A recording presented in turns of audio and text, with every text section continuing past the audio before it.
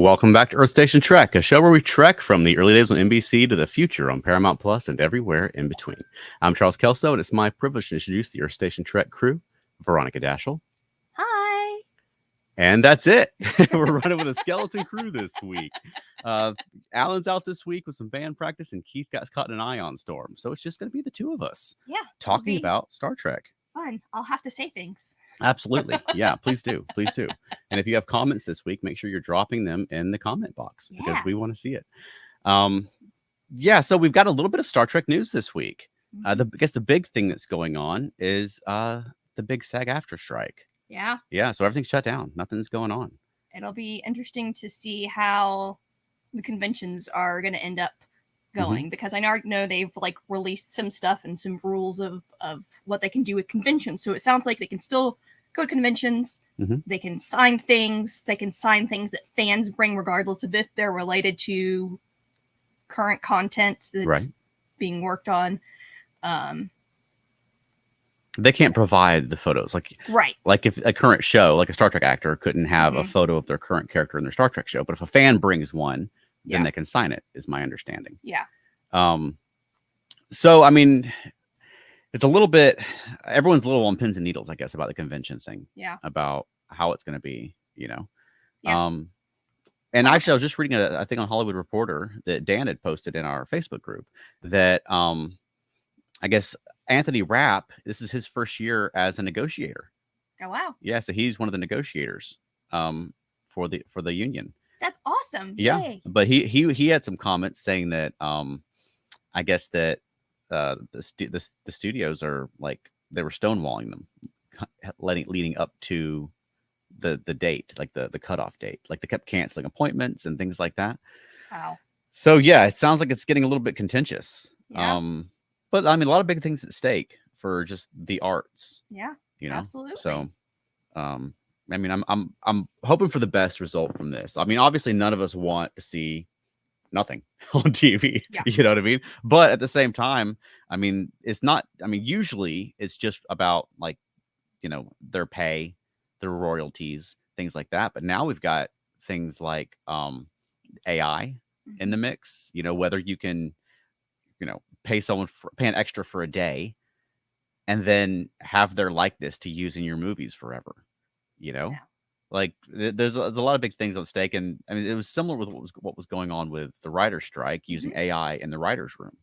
I mean, I don't trust any of these studios not to just clone CGI people and AI scripts and crank them out. It was hilarious. I saw someone use Chat GPT to see what the solution to this would be. And the Chat GPT was like, well, AI can't replace humans because humans have the imagination and creativity, and AI only has what you program into it. So AI told us humans are better. Yeah, that's what they all say. I don't trust it. All right, so moving on to some other Star Trek news. Andrew Robinson has his audiobook coming out of A Stitch in Time, and they've just announced it'll also be coming out on CD. Yeah, which is a big deal because there was some uncertainty about whether it would be even coming out on CD. Yeah, especially I like physical media. Right. I mean, it's a 12.5 hour unabridged audio production of his book, and so it's a little bit cost prohibitive. It's like $40 to get the CD, but I think $40 isn't a bad price at all. That's what a digital version. I mean, that's what when you had to get the cassette tapes. Right. That's about what they were. I mean, they were probably a little bit more than that then, but right. It's not unusual. Yeah, no, because if you bought an album, like a music album, and those are like 45 minutes long, usually, sometimes more. But and they're like $20-$25. Yeah. So I like to have the physical media. For one, because I just like it. I like to have it on my shelf. I can't put Spotify on. I guess I could put Spotify on my shelf, but it would be weird. But also, if Audible loses the license for it for some reason or goes out of business, I don't own my Audible copy. Yeah, my dad had tons of audiobooks through his Audible, and when he passed away, gone. Right. I don't have access to any of them. Yeah. So everything that he had paid to download and the months he had paid for those credits, just gone. Plus, I would love to take an audio CD and get Andrew Robinson to sign it at a convention. That would be amazing. Yeah, wouldn't that be fun? That'd be fun. Yeah. So I'm hoping to do that. Okay. So also, there's a lot of Star Trek stuff going on at Comic-Con. They've started posting pictures of the booths. I guess the Exo 6 people, the ones who make those like super detailed action figures, they've got a line of Lower Decks figures that look like the Lower Decks characters. They look really good. Yeah, so there's a lot of cool stuff and panels that'll be going on, even if obviously the actors can't go on and talk about their current shows. They can still go on and talk about being an actor, or they can go on and talk about their childhood or whatever. So, I'm looking forward to seeing what comes out of Comic-Con. I don't know what we'll get, but hopefully some cool stuff, some cool. Nothing else. It's a con, so I want to see some cool cosplays. Yeah. It's that's part of the fun of a convention. It didn't just used to be corporations, doing their marketing. It used to be just fans getting together, and so that's the part of cons I like anyway. So I'm looking forward to it. Yeah. One last, and this is not news. This is more of a rumor, but a Star Trek site had a rumor today that there was a filming date for the Section 31 movie, and that it would be in October. Now, I don't know that that's true. And even if it is true, I don't know how long the strike's going to run. Yeah. So take that with a handful of salt. Yes. It might not even have been true. And if it was true, it might not even happen. So we'll see what happens. I mean, we're sort of going to watch and see about what Star Trek we're going to get next year. And, we're coming up with discussion topics because we may just be talking about old Star Trek for a year, which is like what we did when we started this podcast. So I think we're up for it. Yeah, absolutely. But I mean, if you're out there and you've got topic ideas for Earth Station Trek, send them in, because we're not going to turn down any bad ideas. Yeah. All right. So we got a couple of comments. Dan Lecky said, "Hey," and Dan. Yep. Wayne said that he heard that Keith was shut down, and he said, "Hi, hey Wayne, thanks for being here." And Dan said that he has now seen the Lower Decks Strange New Worlds crossover, and it's brilliant. So I'm looking forward to seeing that. So,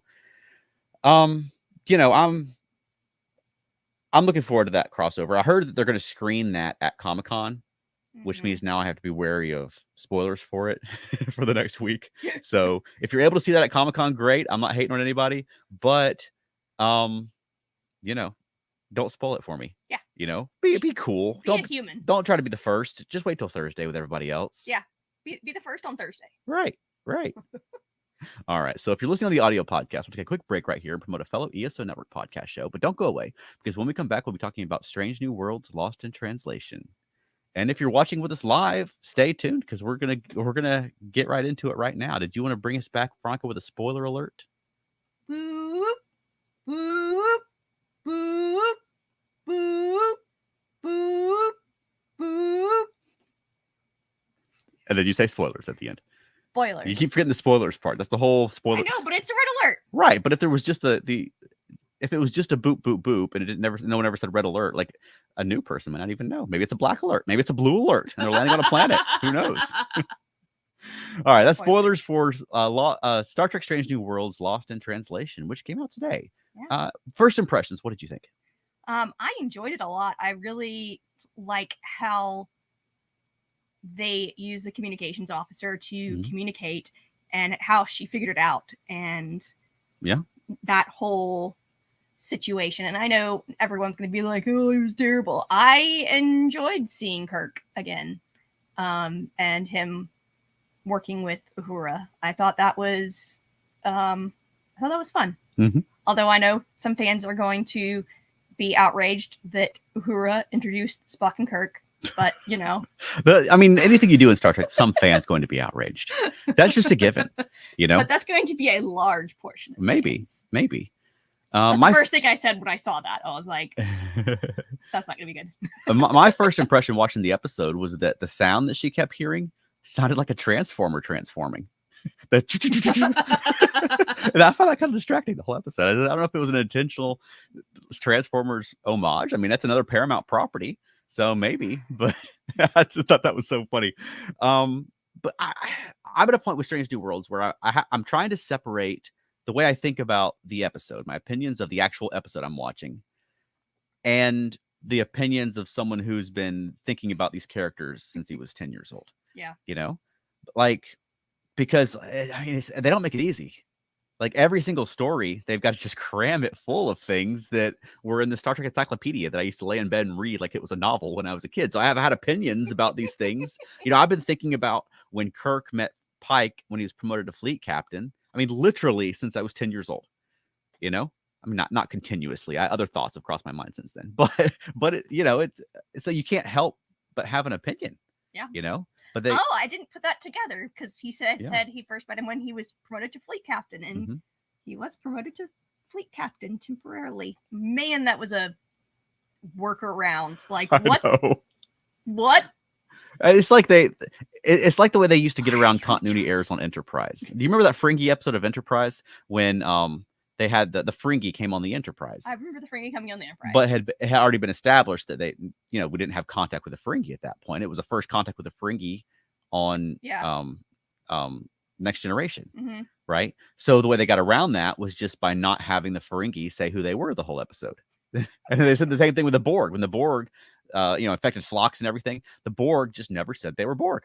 And so you still have the first contact with the Borg later, even though the Borg's thing is saying we are the Borg. That's like most of their dialogue throughout Star Trek. But it felt like that kind of continuity workaround where it's like, and this week he's a fleet captain. Yeah. Now, if he stays a fleet captain and that's meaningful down the line, then great. I have no problem with that whatsoever. But if he's just a fleet captain for this episode and it's entirely meaningless in the episode because we don't see him commanding a fleet. Yeah. I don't even think we saw the Farragut. No. Did we? No. Was it even in one of those background shots? If so, I don't remember. No, I don't think so. Unless it was that one saucer ship that was down by the array or whatever it was, the deuterium refinery. But he's like, I'm in charge of the Farragut and the refinery, so I get a new badge. Like what? Like we see plenty of times on Star Trek when a captain, when there's several ships involved in an operation, and our captain was presumably the one in charge. He wasn't promoted to fleet captain temporarily. Right. But also, like on Strange New Worlds, they have like it's just funny that they would jump through a hoop to like not violate that continuity. See, he's promoted to fleet captain. And like last week's Spock and Chapel did it. Yeah. They're like on the verge of a war with the Gorn. And they're like, but the fleet captain thing, we remember that. Like, why bother? But I mean, I appreciate the effort. I like that he was now, I mean, I've been thinking about him meeting Pike when he's playing for fleet captain all my life. And now I've seen that episode. So I'm sort of two minds about it. Let me catch up with some comments because we've got quite a few that came in. Matt Sweatman commented, "Don't keep changing the alerts. We'll have to keep changing the bulbs." That's a Red Dwarf reference. If you've never seen Red Dwarf. Are you sure, sir? It does mean changing the bulb. Elaine said she really enjoyed it and loved the scary bits. They really worked well. Dan says the Uhura Kirk meetup at the bar reminded me of the 2009 film. And I had the same thought. They're playing off, like in the 2009 film, Kirk and Uhura met and Kirk was literally hitting on her at a bar. And then in this one, it was sort of inverted where she thought that he was hitting on her at a bar. Yeah. I've forgotten about that. Yeah.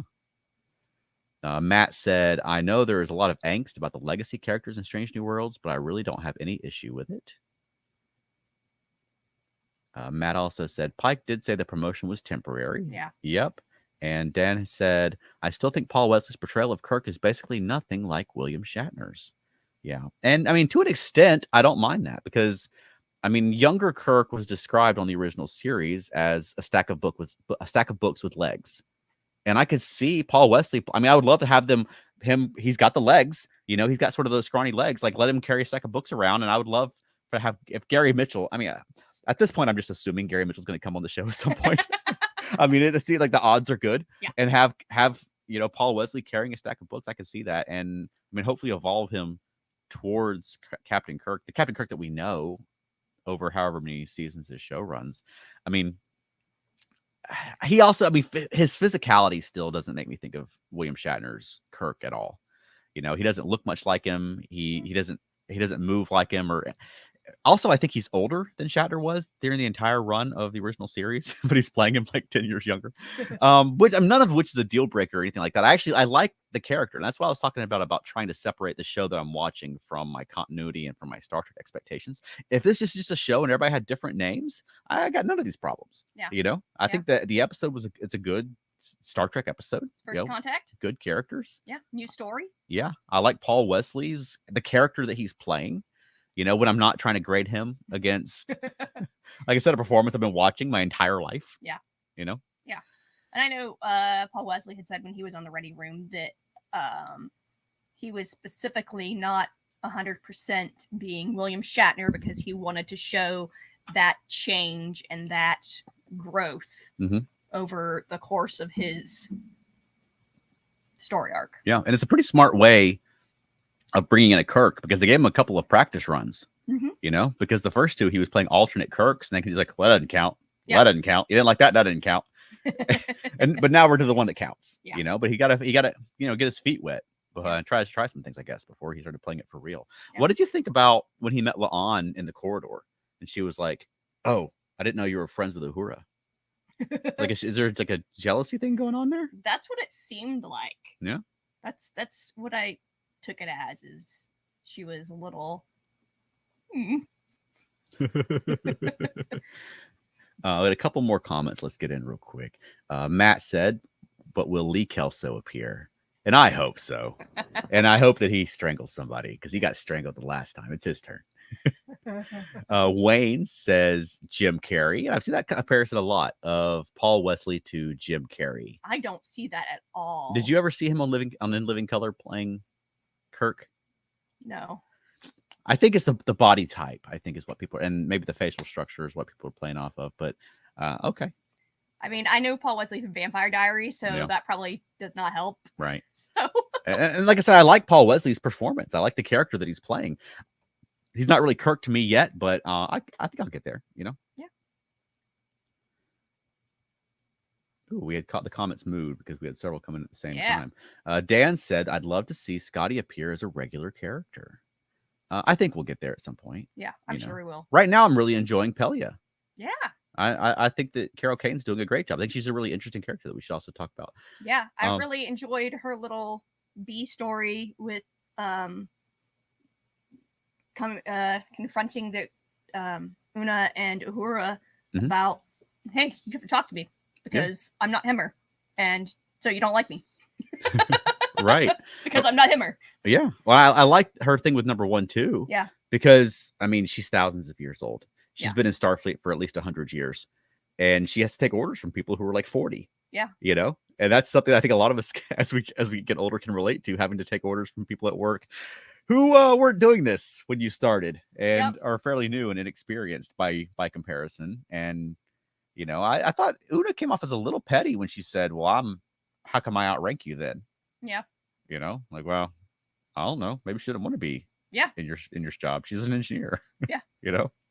Yeah. Someone told her when she was younger that she was an engineer, so now she wants to be an engineer. What do you think about space hippie being an insult in the Star Trek universe? I think that's hilarious. I know Matt and Elaine on the rewatch just recently did Way to Eden, so I'm wondering what they thought about that too. Elaine had a comment, in case anyone wants the numbers, Paul Wesley is 40 now, and Shatner was 35 when they started filming, and that's about what I thought. Shatner was born in 31, I think, and I know Paul Wesley's a couple years younger than me, which one is kind of weird that this is the first official Captain Kirk. He's not Captain Kirk, but the official James T. Kirk, who's younger than I am.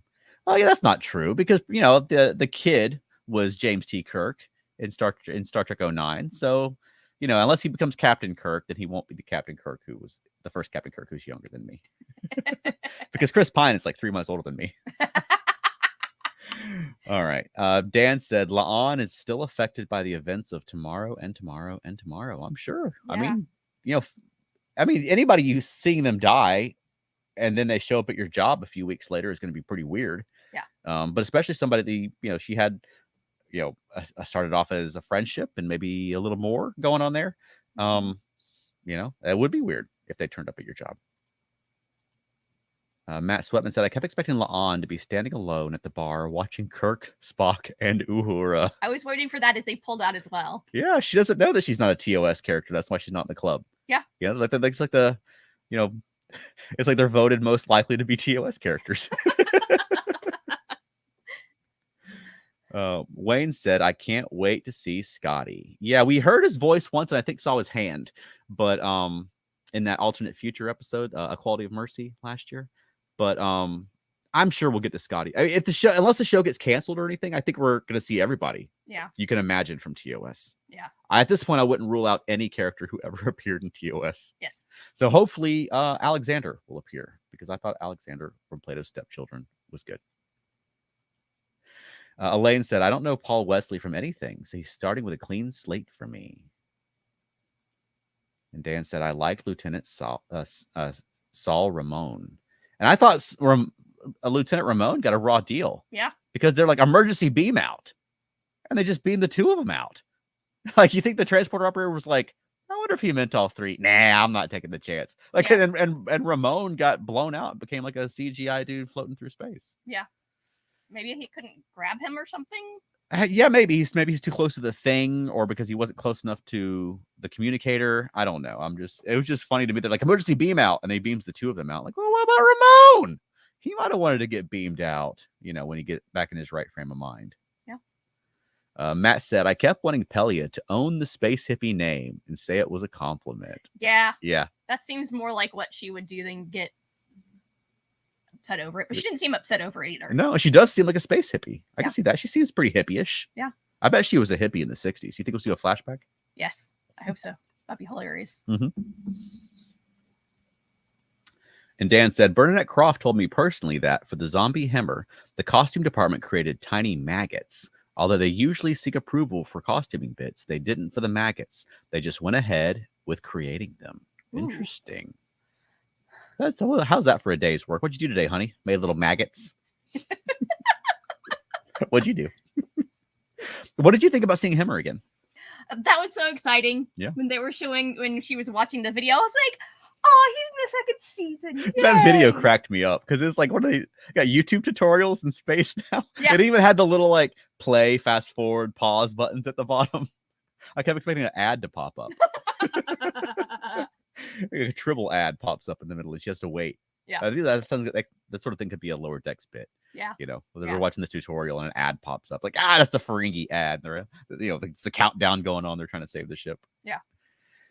And Matt Sweatman said Leslie. Yeah, you know what? Leslie might turn up. They'd have to tell us it was Leslie. I wouldn't recognize him. You know what? Leslie might have been that dude at, I guess it's the operations console now where the navigation console used to be.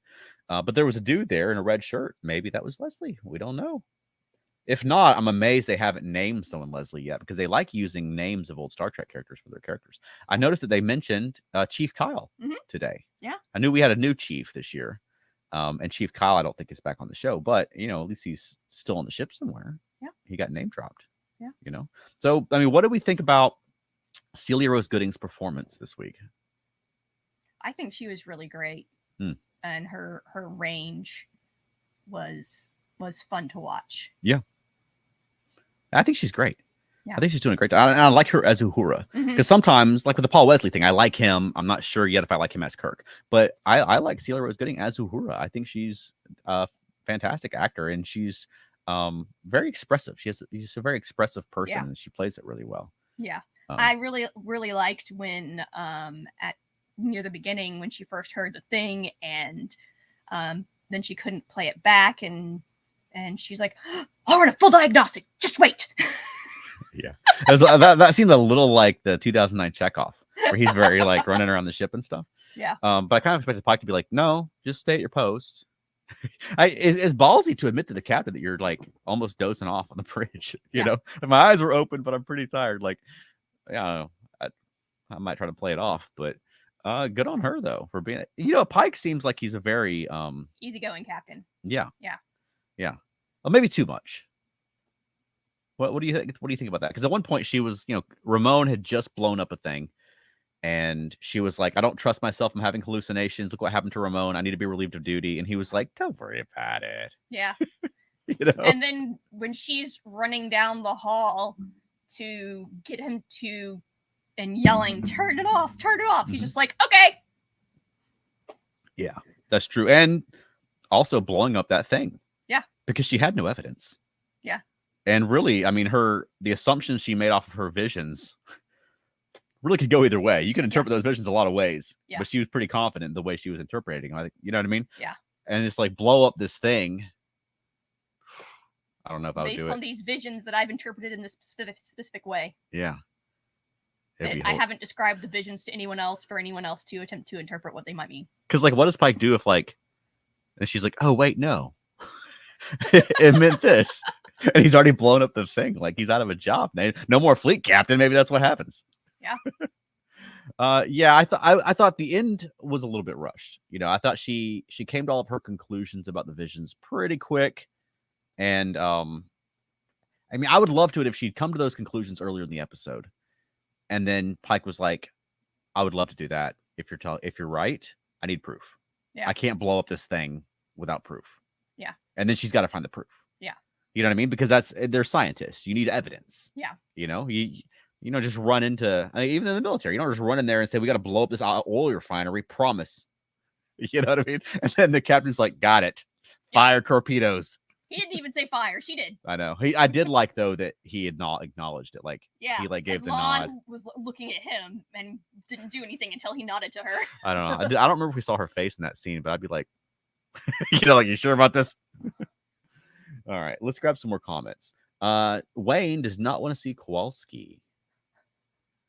Matt says, "I was saying to Elaine, Uhura better be careful punching herself, as she might actually be hitting a random crew member right before they revealed she slugged Kirk." Well, good call, because she socked him. Yeah. Yeah, she was having some troubles there. Yeah. Dan said, "Ramon's fate reminded me of Crawl in Star Trek Beyond and Vadic in Picard." Yeah, Vadic got a better final line than Ramon did. Yeah. I like Crawl. I like Crawl. Crawl doesn't get enough. He doesn't get mentioned enough, I don't think. But I thought Crawl was good. You don't remember Crawl? I can tell by your face. No. Ramon's CG death was a rare, unimpressive effect from the show. It reminded me of a lot of the 3-dimensional CG they were doing in The Flash, when they would go into that like interdimensional thing, and you see everything with CG and just look super fake. Which unfortunately I don't want to spoil the end, but there's a lot of cameos at the end, and they're all not real great CGI, in my opinion. No offense if you're a CGI artist watching this. Dan says, "I thought it was a bit odd that Uhura wasn't there yet. It wasn't there, and yet she seemed to hallucinate the shuttlecraft crash site so vividly." Yeah. Yeah, I mean, she's not there, but I imagine she's imagined it. Yeah. That's what her imagination came up. Right. I would like to have seen more of her feelings about her family, memories of her family. You know what I mean? As much as I enjoy seeing Himmer and zombie Himmer, I would like to see more of an exploration of Uhura's family. I was thinking, when they introduced her last year, and she mentioned her grandmother was in Starfleet, and I thought, oh, they're setting up a Nichelle Nichols cameo. Because that'd be a perfect Nichelle Nichols cameo. And unfortunately, that didn't come to pass, whether they were planning it or not. But I would love to see more of Uhura's background and more of her family. Or not necessarily. I mean, her family, or whatever family she has, can come on the ship, sure. But even through memories or just her talking about it, I would love to see more of that. Yeah. What did you think of Spock and Chapel?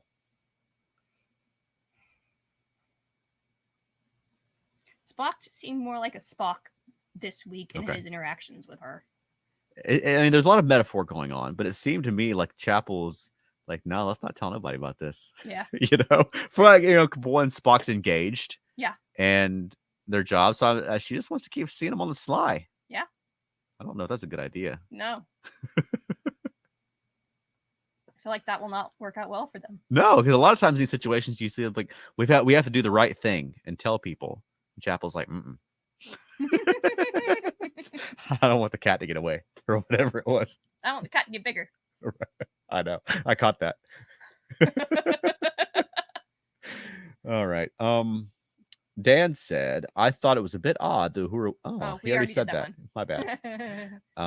Elaine said Uhura did admit that she thought it was ironic that the communications officer was having trouble communicating what was going on. Yeah. I mean, and then the episode was called "Lost in Translation." So I mean, I like that. I mean, I've said before on the podcast, I didn't like much the idea of Uhura being a linguist. Yeah. Because that felt to be something that was added to her character after the original series. On the original series, she was more of like a radio operator. She was like a communications engineer. Yeah. Like a radio operator, but like way more high tech, like a NASA one. You know what I mean? Yeah. She's more dealing with the equipment and fixing the computer and stuff like that. Yeah. But it's fine. I mean, I'm not upset about her being a linguist as well. But I did like. I mean, I guess maybe this was explained and I missed it, but I guess the aliens knew that she was the communications officer. Was that why they were reaching out to her brain? I don't know. Was Ramon a communications officer as well? No, he was in Red, wasn't he? Yeah, he might have been. But I mean, you're right. And that might not have been the reason. But I'm I'm just wondering about that. If that was the reason they were trying to reach her, was because they could tell that she was the one. Yeah. Maybe. Yeah. Well, I did like seeing the Bussard collectors like collecting deuterium. That's what they're Yeah. supposed to do. Yeah. And I thought that was cool that they're actually using them for the function that they were supposed to have. For the first time. Right. Okay. So Matt said, yeah, they backtracked on last week pretty quickly. I don't know if they backtracked on it. I don't think they backtracked. I think they like shoved a mention of it in there, so it was clear they weren't ignoring it. It seems to me like they're going to keep seeing each other on the side. Yeah. They're going to keep it a secret. I don't know. I feel like Chapel's done this before. I feel like they're going to have some hijinks. Well, we've already had our Vulcan hijinks episode for the week or for this season. It'll be additional hijinks. Love entrance hijinks. Yeah. I feel like it's not going to end well. No. Dan said they say the reason is she's empathetic and a good listener. Sure. Yeah. I mean, I would think there's a lot of empathetic good listeners on the show, though. I mean, on the ship, but that may well be the reason. But it just seems coincidental that the communications officer at the communications console is the one that they reached out to. But, who knows? Yeah. What did you think about there being basically a jazz club on the Enterprise? I mean, there's a bar and they've got a jazz band in there playing. Yeah. Yeah. Do you think people on the original series was like, hey, man, did you know like 5 years ago there was a jazz club on the Enterprise? I know. Everybody's like, what? No way. Yeah, for sure, man. It was where the cargo bay is now. Yeah. Yeah. There's bar and everything. Everything is huge. Yeah. I still can't get over that. The ensign's got this huge cabin. I always think about when Scotty was on TNG and he was like, even an admiral didn't have a cabin this size in my day. Like, Uhura's got one that's like bigger than Captain Picard's cabin. Yeah. And I get it. The cameras are wider and higher def and everything, but I always get distracted by that. Everything being humongous. But in lower decks, aren't the ensigns like in bunks? Yes. Why isn't she in a bunk? She was in season 1. She had bunkmates when she was a cadet. But now she's on the flagship, which also, you know what? This was the first time that they've called the 23rd Century Enterprise the flagship, and it didn't bother me because it was finally a flagship.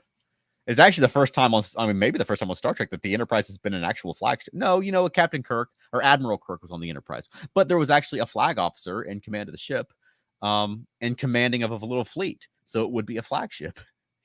They always just call the Enterprise the flagship when there's no admiral, there's no fleet. But so yeah, I didn't mind it this week when Sam called the Enterprise the flagship. That's something we've not talked about yet. Is Sam Kirk and Jim Kirk? Yeah. What do you think of Sam Kirk and Jim Kirk?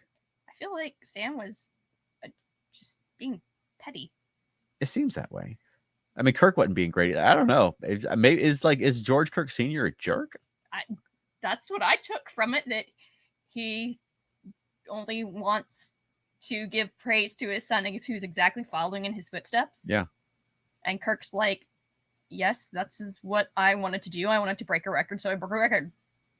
You didn't want to break a record. You wanted to do this thing. That's what you want to do. You're a scientist. Yeah.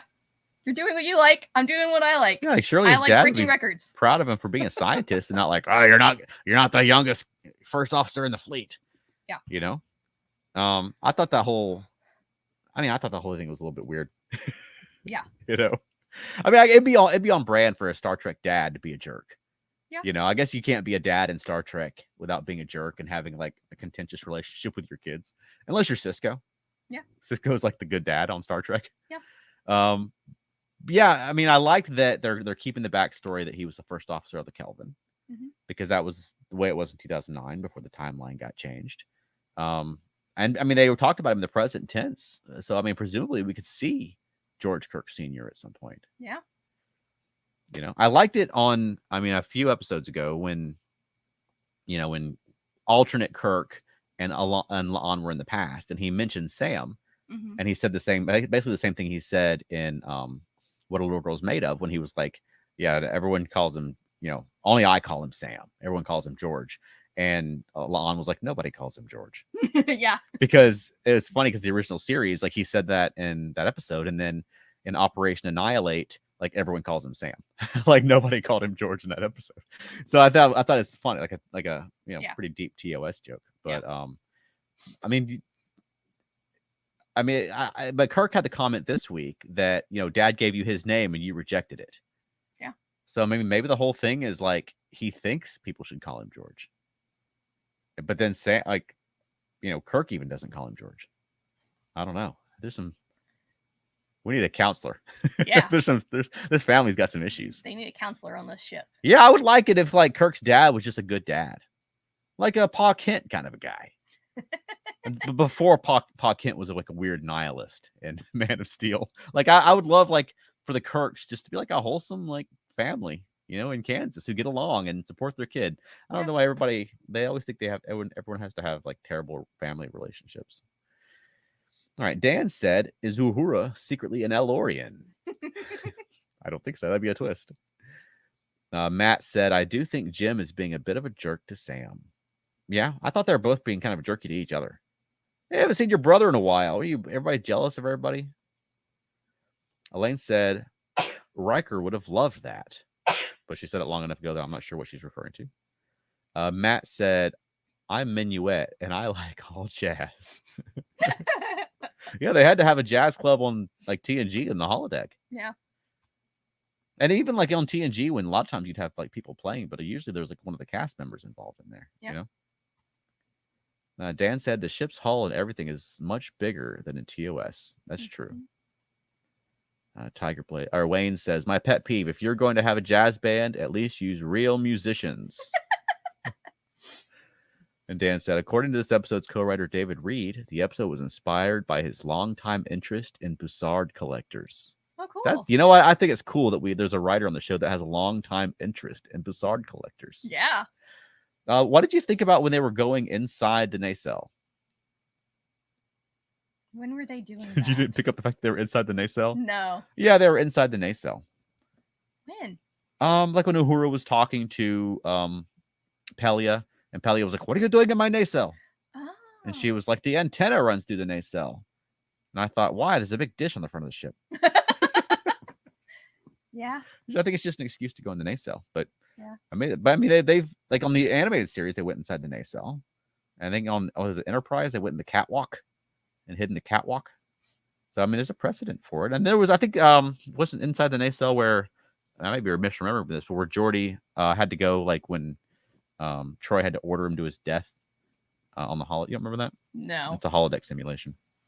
No. But no, I think it's cool to go inside the nacelle. There wasn't much to see in there. I thought the nacelle looked more like the engine room from the old Star Trek than the engine room now does, which I like the new engine room now, just fine.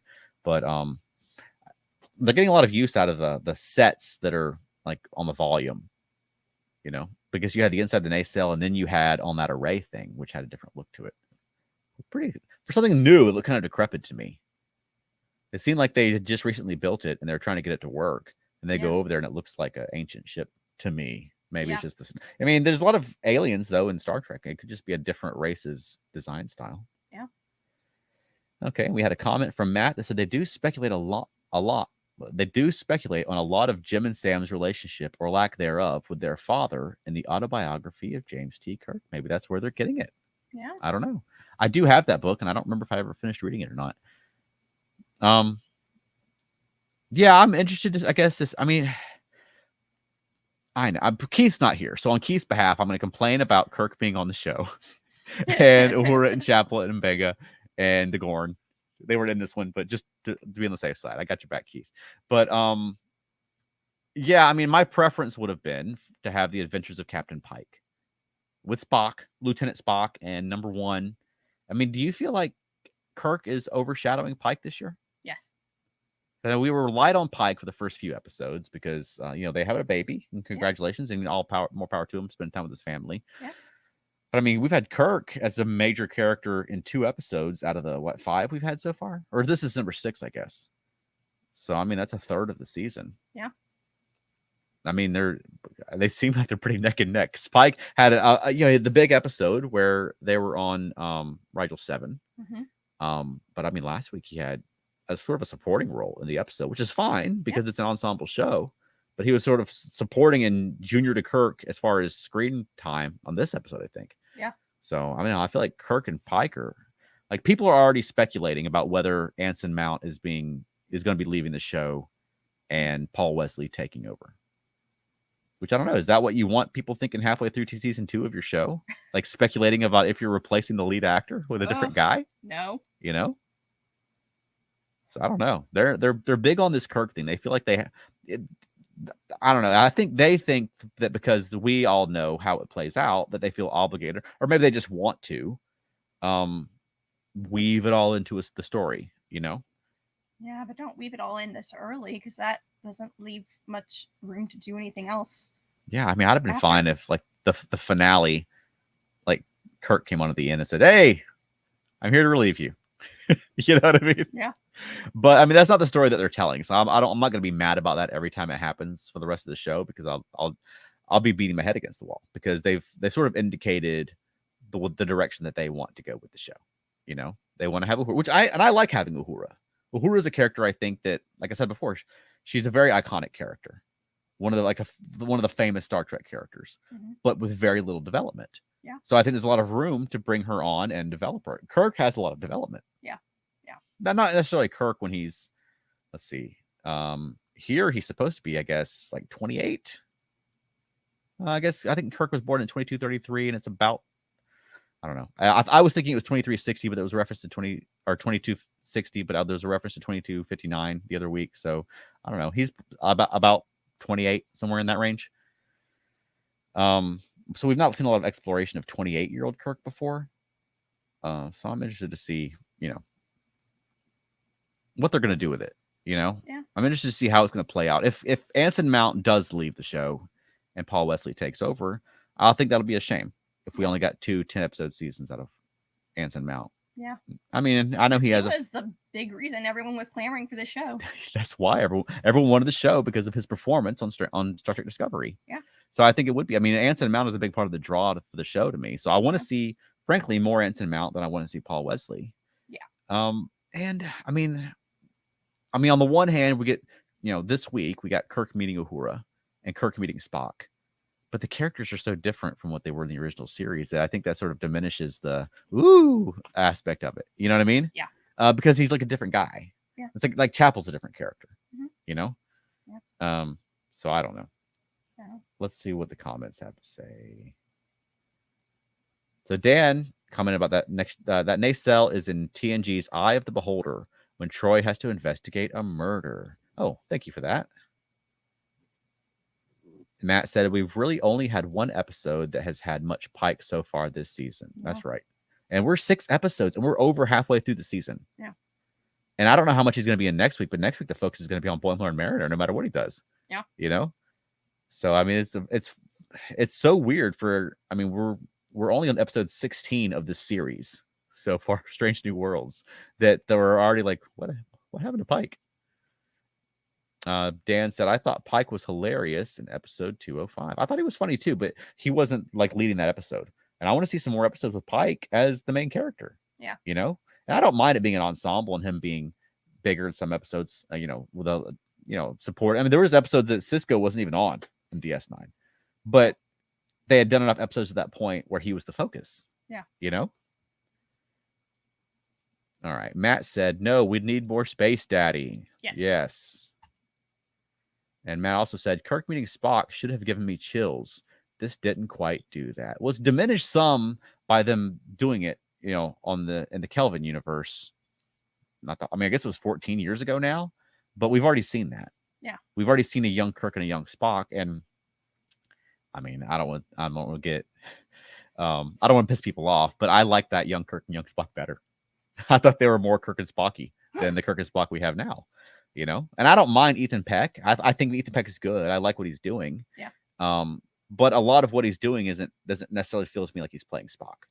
What I would really love is an episode where like Captain Pike and Spock had to beam down to a planet with a landing party, and there was some kind of a mystery going on the planet, and Spock's having to figure it out. And meanwhile, number one's in command of the Enterprise, and there's you know what I mean? Like we've gotten I want more episodes like that. I'm not saying they've never done that, but if for Strange New Worlds, I mean, the only world I remember seeing, I mean, we saw in the first episode, there was that planet the Klingons were on. Yeah. Right. Mm-hmm. And then in the second episode, there was that planet with the gas, or like in the nebula where he had to wear the mask. Right. And we had Rigel 7. Yeah. But then we had like Earth after that, and in this one we're in. You know what I mean? Like there's not a whole bunch of Strange New Worlds so far. no, there's not a lot of Strange New Worlds. Is my and point. even some of the ones you were counting didn't really count as Strange New Worlds. Right, like he visited that planet in the nebula. Yeah, but and it wasn't a Strange New World. He wasn't investigating it. Right. It was the Illyrian planet. Right. I mean, compare that to like the Children of the Comet episode that I always mention because it's still my favorite episode of Strange New Worlds, where you've got a planet and you've got a comet and there's a mystery on the comet and there's aliens on the planet and there's aliens near the comet. The whole thing is like a new life form and a first contact and, you know what I mean? And establishing communication. And this episode established communication as well. But with it, the aliens were invisible. You know what I mean? Yeah. And the nebula was just a cloud. And I don't mind that in Star Trek. I'm not saying that. I just would like to see more Strange New Worlds on Strange New Worlds. Yeah. And more of Captain Pike, the main character. Yes. Ostensibly. All right. So Dan said, I want digitally de-aged Shatner as Kirk. If Star Wars can give us de-aged Luke, you think Trek could give us a de-aged Kirk? Yeah, I didn't care much for the de-aged Luke. I was just rewatching that episode just the other day. No, I mean I'm happy with recasting. I don't mind recasting things. You know, I just would like, I don't know. I'm not I feel like I turned very negative all of a sudden. I'm not trying to be negative. I enjoyed this episode quite a bit, and I like all the actors that are in it. You know, it's not really giving me this season as much of what I liked about Strange New Worlds in the first season, I guess is my point. And then Dan said, chronologically, Spock isn't the Spock we know because he smiles and stuff in both the cage and Where No Man Has Gone Before. And that's true. Yeah. And I have no problem with them you know, exploring that. You know, that's certainly canonical that Spock was smiling in both the pilots. And, you know, I don't mind. Yeah, with Spock is one of the characters in fiction that's probably in it. He's like Sherlock Holmes. He's been explored again and again and again on TV, in books, in comics, in games. You know what I mean? So I like that they're finding new ways to explore Spock. And although I didn't care much for the idea of bringing T'Pring on the show, I like T'Pring now that she's on. I like the actress a lot. Yeah. You know, I like what they're doing with her. But like I said, when he's not very Spockish week to week, and Kirk's not very Kirkish, so I don't really get that buzz when, ooh, it's Kirk and Spock. You know what I mean? Yeah. It's more like it's Kirk and Spock. Yeah. Those two, you know? Yeah. Which isn't necessarily a criticism. I don't know. I feel like that the people making the show are more into the continuity callbacks than I am. And there may be fans who love it. And I'm not harsh on anybody's buzz. You know what I mean? Yeah. But along the way, give me some Captain Pike, give me some Strange New Worlds, give me the things that maybe love the show in the first place. Yeah. Expand on the continuity that hasn't been expanded upon. Mm-hmm. Yeah. Or, you know what? Forget about the continuity. Go to a Strange New World. Go somewhere where continuity doesn't matter. Yeah. And then, you know, they like to act like they get hemmed in by the continuity. Like, well, you know what? Go to a planet no one's heard of, and there's nothing on Memory Alpha about it, and no one can say you're wrong. Yeah. You know? Yeah. Like on the one hand, I feel bad that I feel like I keep judging the show based upon my preconceptions because I've been into these characters for so long. Yeah. But on the other hand, they're choosing to use these characters and calling it the prime timeline. Yeah. Like I had less trouble with the 2009 stuff because they first from the outset alternate universe. I was like, cool. Doesn't matter if it's consistent. Yeah. Blow up Vulcan if you want. It's another timeline. You know what I mean? Yeah. So we'll see. I'm enjoying the show still. Yeah. I don't dislike the show. I still like it week to week. I like this episode a lot. I thought Celia Rose Gooding was fantastic. I like the character Paul Wesley's playing, even if he doesn't feel quite like Kirk to me yet. And I'm intrigued about, like, you know, I made a comment, I think it was on Facebook just the other day, that I like Chapel and I like T'Pring, and I'd like to see either one of them work out for Spock, even though I know neither one of them is going to canonically. Yeah. You know, but I don't know. All right, so we got another comment. We got a couple more comments real quick, and then we'll be heading downhill. All right, the Sentient Nebula was already done in the Elysian Kingdom. Yep, that's true. At least no one fed their child to it this time. And now, I mean, he's right. That may be why Kirk was more accepting of it. Of what? Not Kirk. Benga? Pike? because they already encountered. Yeah, last. Yeah. I mean, they're both space clouds. Last time they described it as like a space brain, and then this time it was like beings in the deuterium, I think, in Yeah, the but stellar she didn't go nursery. into detail with it. Which also, you know what? Since Keith's not here, I'll point out that scientifically, if you went to a nebula, you wouldn't see the nebula because the particles aren't that close together. We can see them because we're so far away from them. It's like an asteroid field. When you go through an asteroid field, you wouldn't see the asteroids generally because they're very far apart from one another. Like you wouldn't see another asteroid from another asteroid because they're so far apart. We can see them from a distance. You know what I mean? But they do that. It's a sci-fi thing they do.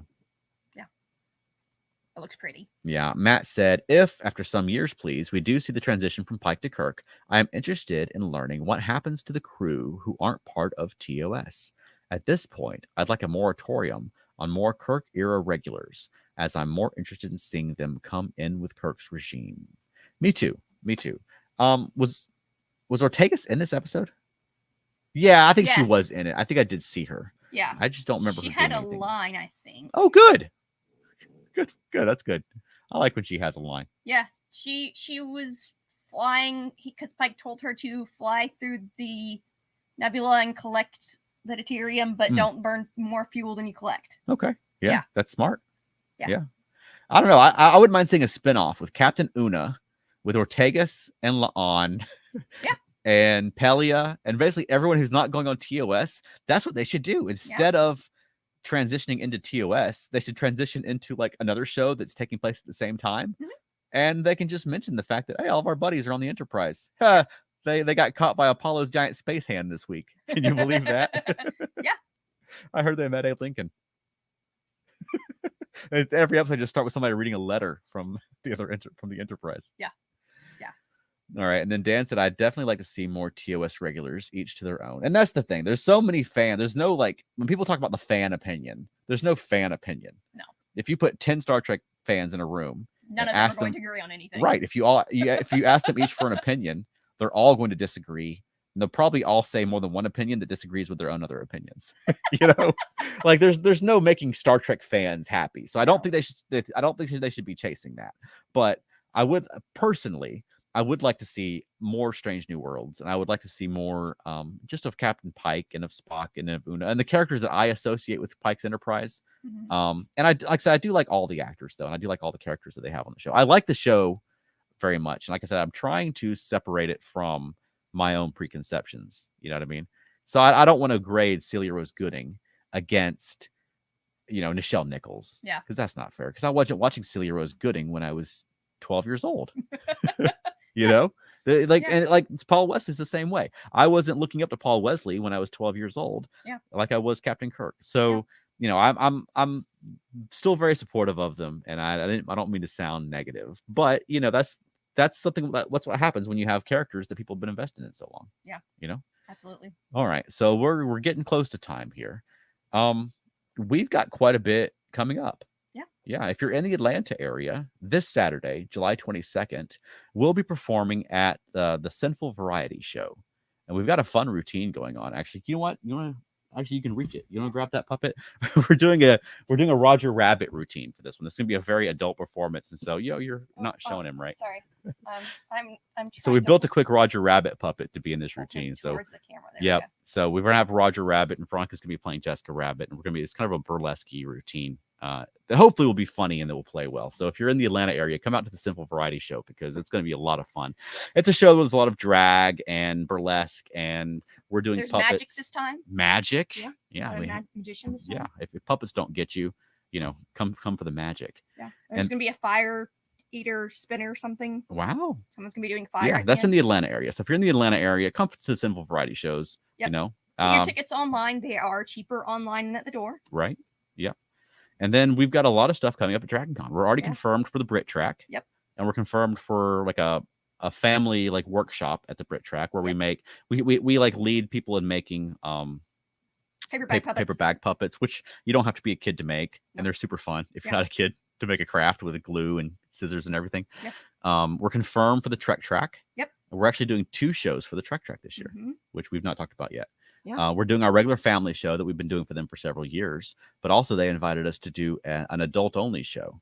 Yep. So we're going to be doing the same sort of things that we do in our adult shows. And we did an hour-long adult-only show last year that was I would say a big hit. Yeah, I mean, it was a huge hit. we hit capacity on the room. All the positive, the feedback that we got was very positive. Yeah, But there's people yelling lines at us later on. yeah, in a parking lot. But yeah, we're doing a Star Trek themed one this year. Yeah. So we're doing a Star Trek themed adult show and a Star Trek themed family, well, all ages show. You don't have to have kids or have a family to come. Yeah. You know. Yeah. So that's going to be at Dragon Con, and we're hoping to get some other things lined up as well. But that's what we've been up to. So where can people find more about what we're doing if they want to follow us? Feltnerdy.com, which takes you to our Facebook page. That's right. And where else can people find us? Bunking Around, a podcast about the monkeys. Right. Well done.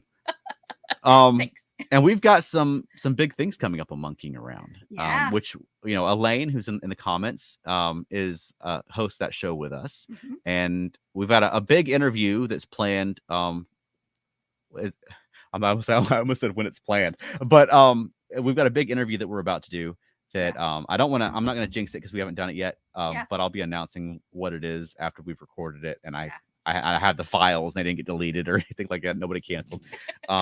We've got a big interview coming up, so that's going to be a lot of fun. Mm-hmm. And we just had a really great talk with a fan who wrote a book about the Monkees TV show.